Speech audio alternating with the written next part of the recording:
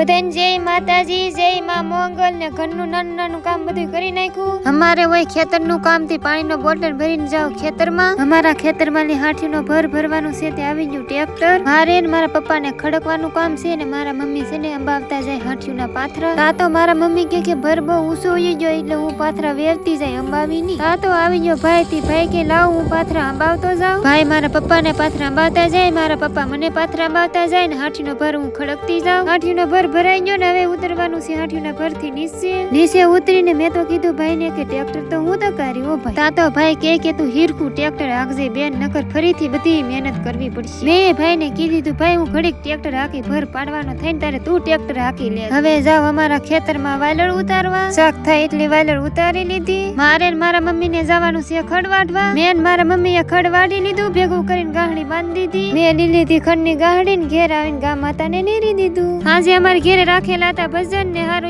બધાને જય માતાજી.